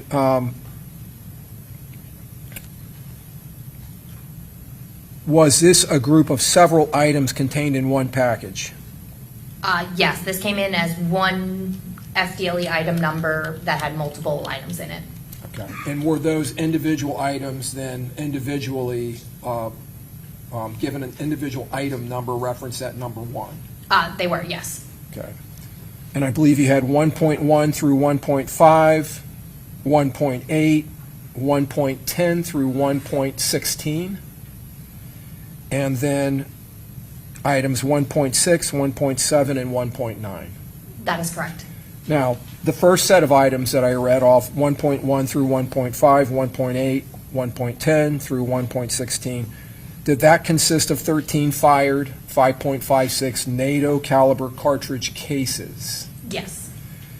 And then the second group, 1.6, 1.7, and 1.9, were those consisting of 3 fired .223 Remington caliber cartridge cases? Yes. Looking at these, did you conduct microscopic screening and grouping?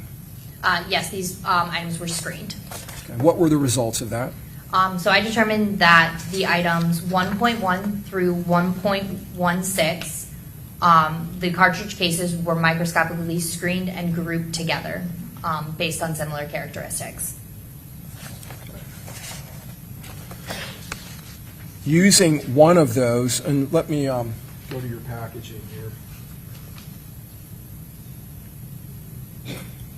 This is going to be states 50.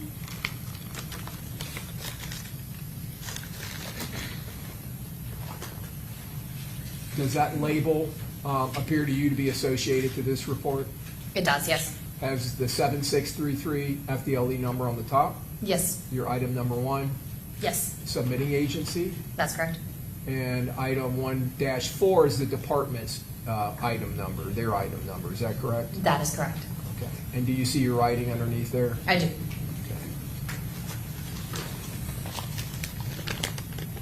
Contained within this, and we can see inside this package, are several smaller envelopes.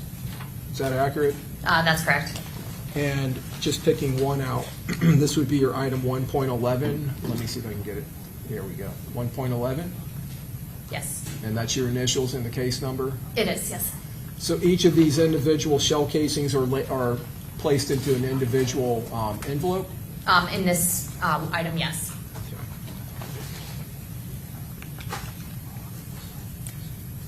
Now, you indicated that you were able to, by screening, you were able to group them in some way. That's correct. How did you group them? So I will first look at the class characteristics, determine if those are similar, and then I will put them on what's called a comparison microscope. Basically, it's two microscopes connected by an ocular bridge, meaning that I can see both items at the same time under the same magnification. So I'll put those items on my scope. I'll look for those class characteristics. If they're similar, I will look for some similarities and no significant differences. If there's no significant differences and I'm seeing some similarities, I can go ahead and group them together, screening them together. This is not a full identification saying that they came from the same, but there is similarities that indicate that there's the potential that these came from the same gun. Now, did you take one of your item numbers, which would be 1.1, which you've labeled as one of the 13 5.56 NATO caliber cartridge cases, that 1.1, and did you go back to the previous report that we were just discussing, 7688, which was the submissions from the Tampa Police Department? Yes, I did do a comparison there. Okay. And did you compare that 1.1 cartridge case, which is a 5.56 caliber cartridge casing, did you compare it to item number 8, which is the, I'm sorry, let me make sure I have the right item. Item number 8, which is the 5.56 NATO caliber rifle, and the 7688 submissions from Tampa Police Department. I did do that comparison. What were the yes. results of that? I determined that the item 1.1 cartridge case was eliminated to the item 8 rifle submitted in FDLE case number 2024-0307688. Now, going back to your screening and grouping of these shell casings, did you find that they had similar class and individual characteristics? I did, yes. Did you come to any conclusions or opinions based on that? I determined that they were all screened together, so they were all grouped together because I saw some of these similarities, and that's as far as that comparison between those cartridge cases went. Okay.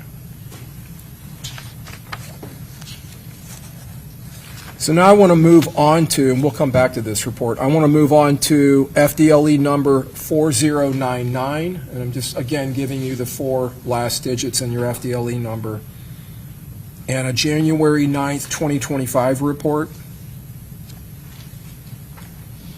Are you at that report, ma'am? I am, You have yes. it in front of you? Yes. Okay. Now, in this situation, is this a report involving submissions by the Jacksonville Sheriff's Office? It is, yes. And were the submissions sent in by a Detective Drabeck again? Yes, it was. All right. And did you have an item 2, which was a collection of several items contained within a package? It was, yes. And did that packaging, item number 2, did it contain 5 fired .223 Remington caliber cartridge cases? Yes. And 4 fired 5.56 NATO caliber cartridge cases? That is correct. And were those sub-labeled? They were, yes. I believe you have a 2.1 through 2.3, a 2.5, and a 2.8 that labels all of the .223 Remington? That is correct. Okay, cases, and then for the 5.56, NATO cartridge cases, 2.4, 2.6, 2.7, and 2.9. Is that That right? is correct. Okay, all right. And did you conduct a screening of those items? I did, yes. And were you able to group them in some way? I determined and was able to screen items 2.1 through 2.9. Were all screened and grouped together.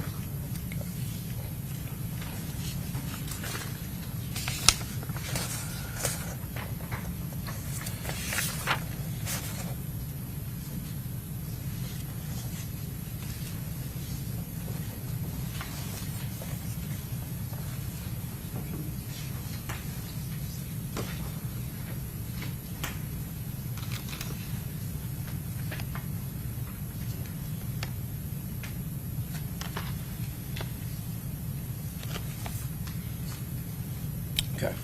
Publishing states 49, 1 through 9. Does the labeling on this exhibit appear to match up to that report? It does, yes. Has your 4099 FDLE number, Yes, item number 2? yes, All right, and your handwriting is below the label? it is. Okay, and you have 2.1 through 2.9. That is correct.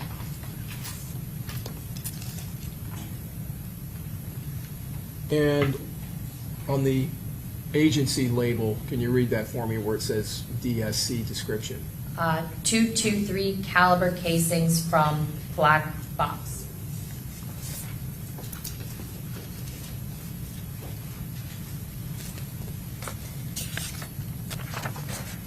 Out of this submission, did you take one of those cartridge cases, item 2.9, which would be out of the 5.56 NATO caliber cartridge cases? Is that right? That is correct. Did you conduct comparisons between that cartridge case to item 1.1 cartridge case submitted in the 7633 report that we were just talking about previously? Yes, I did do a comparison there. And just to remind the jury, the 7633 report deals with an assault on Charles Jones. Is that right? Yes, I believe so. So taking the shell casings that were submitted that came from a black box and comparing it to shell casings from reference an assault on Charles Jones, and you conducted an analysis of the two? I did. Did you determine whether they were fired from the same firearm? I did. And what were your determinations? I determined that the item 2.9 cartridge case, that's the one from 4099, was identified to the item 1.1 cartridge case submitted in FDLE case number 2024-040-7633. Okay, and that would be Jacksonville Sheriff's Office case number 23-060-8083. That's correct. All right.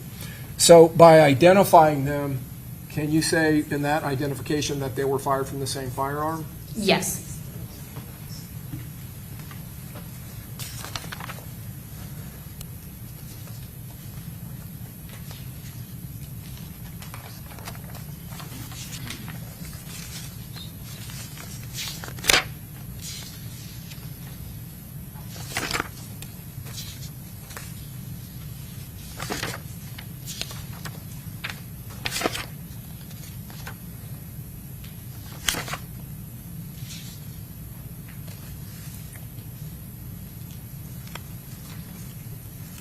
When you are making that identification of those two groups, those two shell casings from those two groups, you indicated earlier with fired projectiles going through rifling, you talked about the individual characteristics. Where are you looking on these cartridge cases for those individual characteristics? So for cartridge cases, we're looking in mostly that primer area, but there are areas outside the primer. But on the primer area, we had what's called breech face marks. So that occurs when the cartridge case comes in contact with the breech face, it slams back into it, and the details from the breech face is slammed onto the head area of the cartridge case. Another area we look at is the firing pin impression. So when that firing pin strikes the primer, it creates that indention, and within that indention, there's individual marks that occur due to wear and tear, due to the manufacturing process. And we're looking in, those are our two common areas that we're looking for And then there's a few other fired-in areas we can look for individual detail. Is there an aperture area that you're looking at, or marks left by the aperture? Yes, there are some type of firearms that create what's called a aperture shear, and that mark occurs when the firing pin strikes the primer, that material has to go somewhere. So in some instances, that material is displaced back into the aperture, which is the hole on the breech face that the firing pin will protrude from. And in some instances, the barrel will drop, and that bottom edge of that hole, it's a point like this, where the two tools create this mark. And as the barrel is dropping, that area is slicing or scraping that displaced material, creating a shear mark. So that's striated detail that we potentially can use for individual detail to identify a specific firearm or not. So when you're comparing and identifying two shell casings that's coming from the same firearm, it's not simply just the firing pin mark, correct? That's correct. We will look at all areas of the fired component, the cartridge case or bullet, and look for similarities. We only need to ID on one when there's sufficient agreement or, enough individual characteristics there for us to determine whether or not they were fired from that specific firearm or the same firearm. But we do, general practice, look at all of the areas to make sure there's nothing out of the ordinary that would give us pause to question what we're looking at. You said earlier when you were describing an inconclusive or even an inconclusive positive that you don't have enough individual characteristics or markings to allow an identification. That is correct. But in identification, you do have ample individual characteristics. Is that correct? Yes, an identification means there was enough agreement present to allow us to come to the conclusion of an identification. The process that you followed in identifying these rifle shell casings from the assault on Charles Jones to ones that came from this black box, did you follow a similar process when you identified, in your earlier findings, when you told us you identified your item number 7, which was a shell casing with the MXT impressions on the head casing that the Tampa Police Department submitted to you, when you compared that and identified that to the 2 shell casings submitted by the Jacksonville Sheriff's Office, the 2 9mm shell casings? Yes, I followed the same process for comparisons. And in that instance, you did have aperture shear that you were looking at? For the 9mm, yes, I did.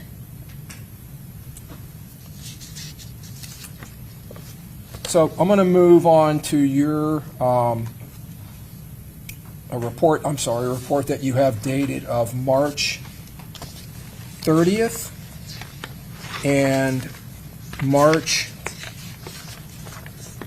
20th of this year. Some follow-up work that you did in this case where items were submitted to the FDLE laboratory. Are those 2 reports related? They are related, yes. Do they essentially have almost all agreement as far as all of your work and findings in both of them?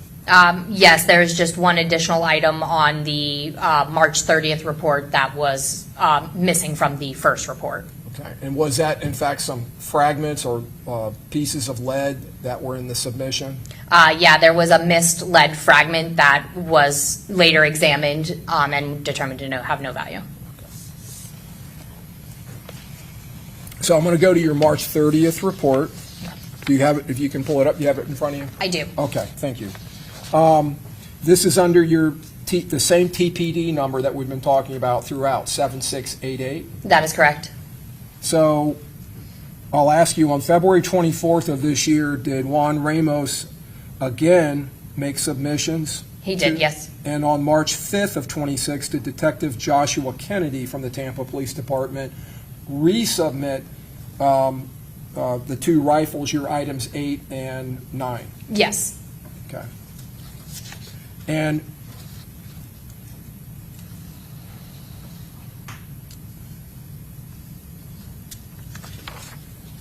I want to go to your, outside of the rifles, we'll start with that first, the other items. This would be your item 10 through 16.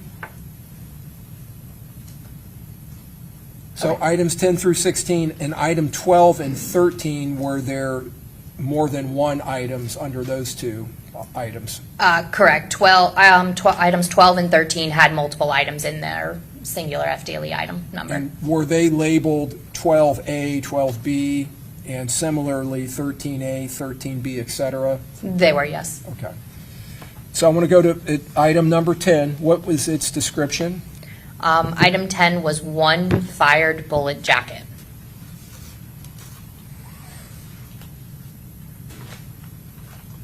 Your Honor, the state would tender State's Exhibit 142A through G for admission. 142A through G. Yes, Your Honor. Any objection, Mr. Gonzalez? No objection, Your Honor. Mr. Sonardi? No objection, Mr. Wise? Your Honor. I will renew previously litigated objection. Okay, and Mr. Petrides? Okay, admitted. So I'm going to publish States A. Is this your item 10 packaging? Yes, it is. Do you see the FDLE number and your item number on there? I do, yes. And remove the exhibit panel here. You have your handwriting, is that correct? That is correct, yes. All right. And you've described that as a fired bullet jacket? That is correct. 142B, you see the same label, same numbers, and this is now your item number 11, That is correct. and your handwriting? Yes. And how is item 11 labeled? Item 11 was one fired bullet jacket. Let me go back real quick, because I don't want to have to republish. In States 142A, your item 10, is there an evidence marker description? Yes, that says EM number 23. Okay, and it's described as jacketing? Yes. Okay.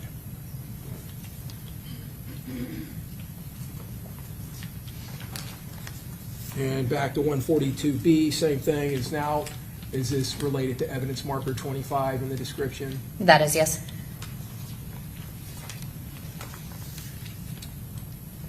And States 142C, is this your item 12? And you see your handwriting, if I can move this.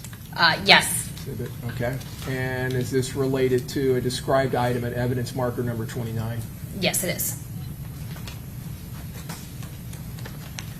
States 142D, is this your item 13? Yes, Do you see your handwriting? I do. And is this a described piece of evidence from evidence marker number 30? It is, yes. States 142E, your item 14, Yes. and your handwriting? Yes, And up here under description, evidence marker 31, projectile. that's correct. States 142F, your item 15, is that correct? That is correct. And your handwriting? That's correct. All right, and this is described, and this is at evidence marker 35, fragments. Yes, And these white labels were attached by the submitting agency, that's correct. Those are agency labels. and that's the Tampa Police Department, obviously. Yes, States 142G, your item 16, yes, and your handwriting is below it, yes. and it's described at evidence marker number 36, jacketing. or That's correct. jacketings. Okay, great. So going back to, we've described 10 and 11, evidence marker 12, you had a 12A, a 12B through G, a 12H, and then you described a one unknown apparent metal fragment not examined. That's correct. Okay. At 12A, you're describing the item as one fired bullet, That is correct. and then at B through G, 6 fired bullet jacket fragments, That's correct. and item 12H, 6 apparent lead fragments. That is correct. And then item 13, again, this was the other item that had several items contained within it. Yes, At item 13A, 1 fired bullet jacket. that is correct. Items 13B and 13C, 2 fired bullet jacket fragments. That is correct. 13D, 1 apparent lead fragment. Yes, and then 13E in bold, one apparent lead fragment. That's correct. Was that the additional lead fragment? It was. That was not in the previous report? That is correct. All right, and it was of no comparison value? That is correct. Item 14 is one fired bullet. That is correct. Item 15 is one fired bullet jacket fragment. Yes. All right, and item 16, two fired bullet jacket fragments, 16A and 16B. So I guess there was a third item that had two items. Yes, sorry. Okay. All right.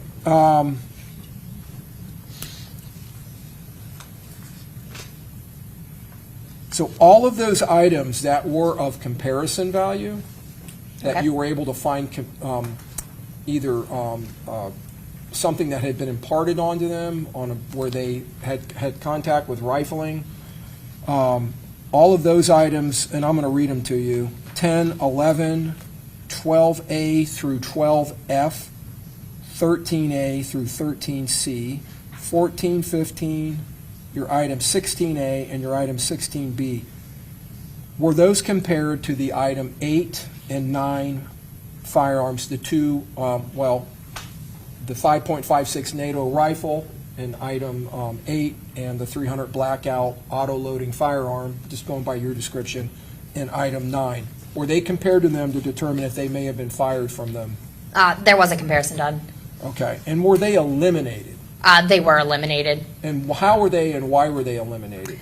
So all of those listed items were eliminated to both the item 8 and item 9 firearms based on a difference in their class characteristics.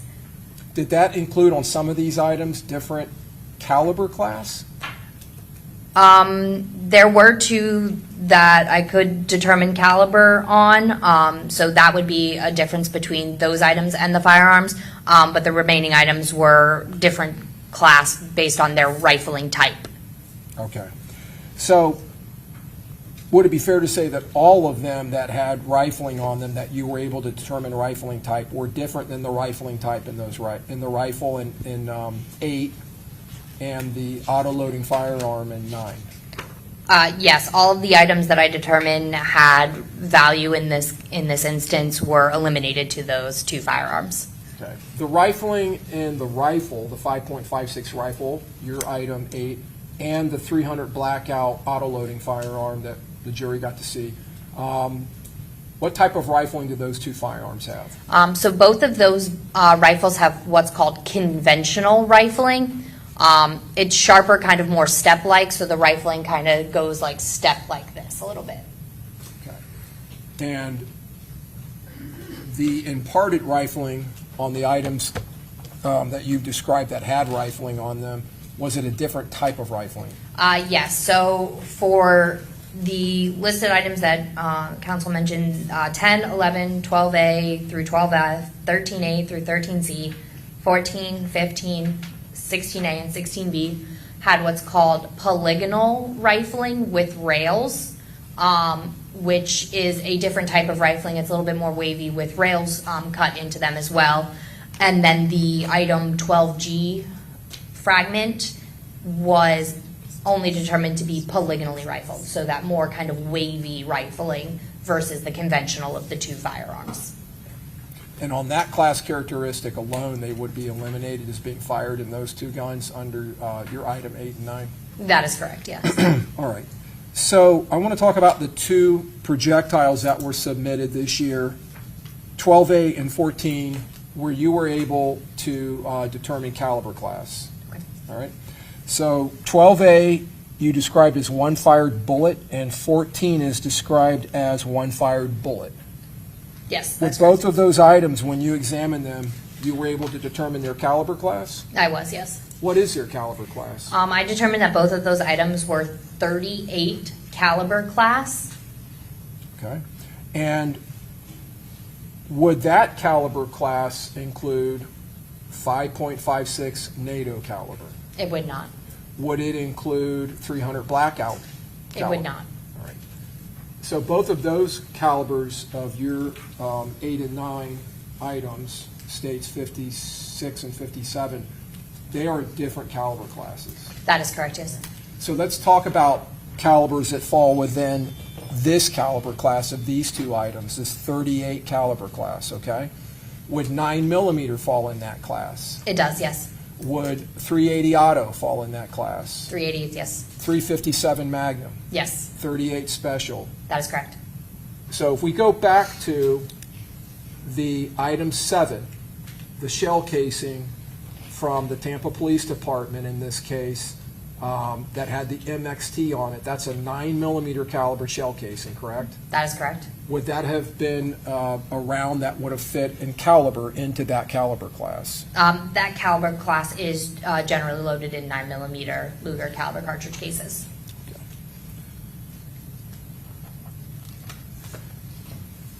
Other than 12G that you mentioned earlier, you indicate in here 12A that you noted displays rifling characteristics similar to Firearms by Glock.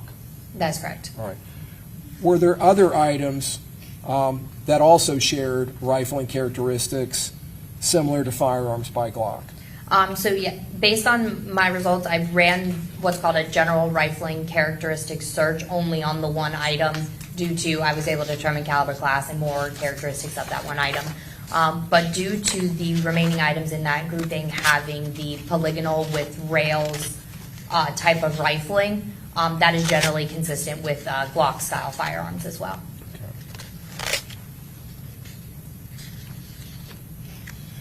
Did you conduct microscopic screening of these items?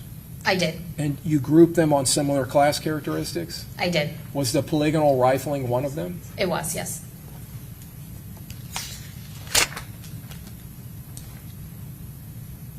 Would it be fair to say that, well, let me rephrase that. Glock firearms generally have polygonal rifling? Yes. All right.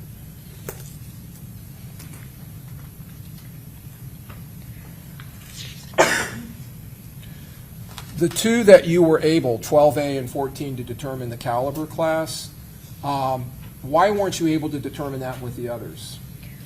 Due to the remaining items being fragments, I did not have enough characteristics or a diameter of the item to be able to determine a caliber class.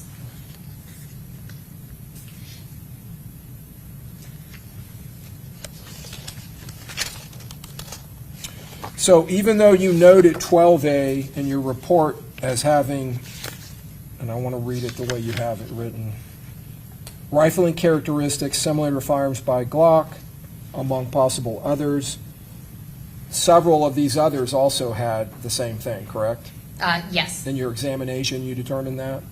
Yes, due to the polygonal rifling with rails. Okay. Now, polygonal rifling with rails, can you further discriminate and distinguish between generations of Glock firearms as far as that rifling? Based on my experience and what I've seen, the polygonal rifling with rails is with the Generation 5 Glock firearms or newer. Okay. All right. 12G, that item, 12G, was that also a situation where the item itself did not have sufficient amount of rifling to allow you to determine if it was polygonal with rails? Due to that item, I was only able to determine that it was polygonally rifled in order to be able to do the elimination. Due to the size, is it possible there could have been rails? Yes. Is it possible that it was just polygonal rifling? Yes. Due to its size and its condition, I could not determine anything further. All right. So it's possible that could have also been fired in a Generation 5 Glock. It's a possibility. All right. And because you didn't have enough material, I guess, or enough bearing surface that was imparted, I don't know how to phrase it, maybe I'm not doing it very artfully, but and you were only able to say it was polygonal.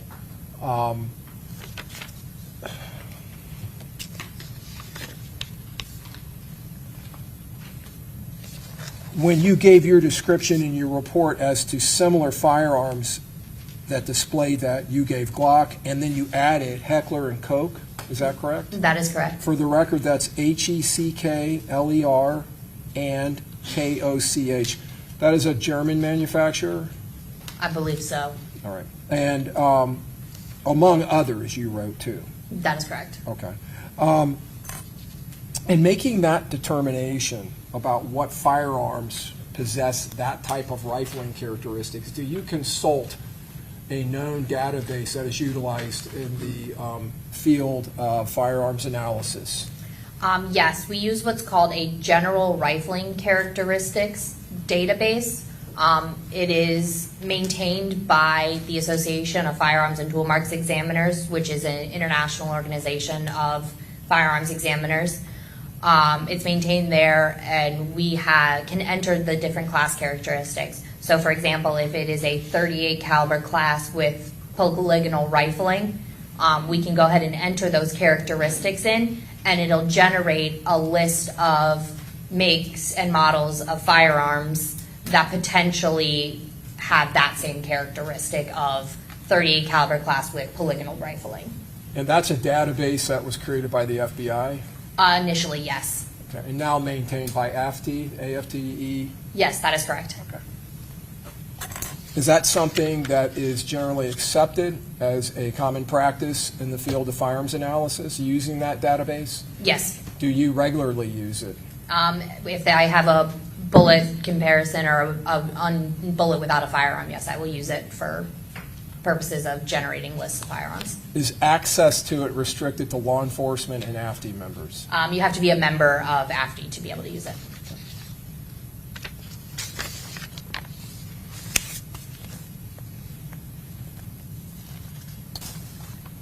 But other than 12G, the other items where you found the polygonal rifling with rails, that is consistent with being fired in a Generation 5 Glock pistol, or possibly a Generation 6, their newer generation. Based on my experience, that's the type of firearm that I've seen it in, that I'm most familiar with, of it coming from a Gen 5 Glock. And just for the record, the Generation 6 has been introduced within the last year. Yes, I believe so. I don't have no experience working with the Gen 6 one yet. Okay.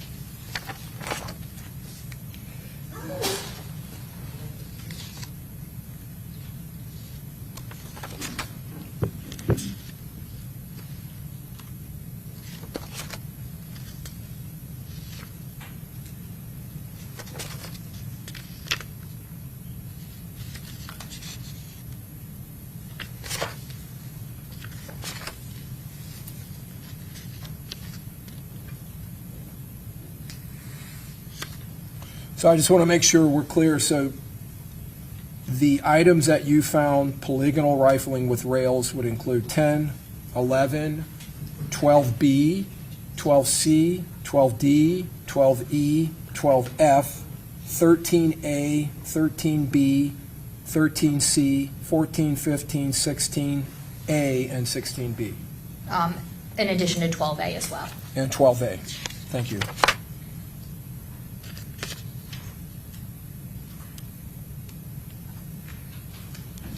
And your item 13D and 13E and 12H, you described those as lead fragments? That is correct. And did they display or have any type of rifling imparted on them or any rifling characteristics? No, I determined they had no value. Would they be similar to your items 3 and 4 in the previous submissions that were lead core? Yes, for these, they could be parts of that core or other lead material that broke off. They're all smaller fragments. If we had a Generation 5 Glock with polygonal rifling with rails, would you be able to determine, or would you be able to at least conduct analysis to determine if there was enough individual characteristics that those projectiles that we've discussed were fired from that firearm? If a firearm was submitted that matched the class characteristics, comparison could be conducted. Can I have one moment, Your Honor? Yes.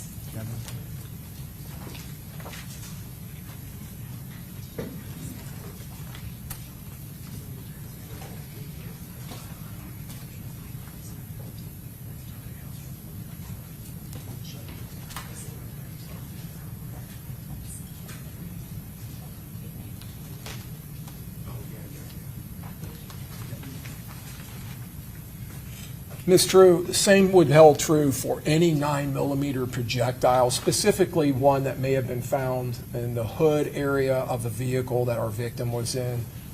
That was intact with rifling on it. That was a 9mm projectile. If we do not have the firearm to compare it to, I mean, it couldn't be compared, right, to a firearm unless we had it to send to you. Yes, I can do comparisons of projectiles to projectiles, or if it needs to be identified to a specific firearm, I can't do anything unless we have the suspected firearm or suspicious firearm. I'll tender the witness, Your Honor.